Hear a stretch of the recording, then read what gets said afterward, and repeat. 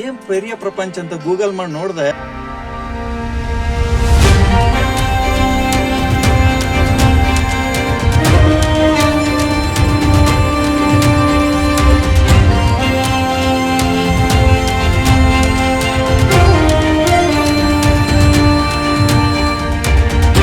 சிவனுக்கு பக்கத்துலேயே இருக்கிற மாதிரி இருக்கு.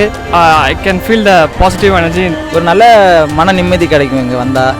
These yoga practices and yoga meditation, everything is really working.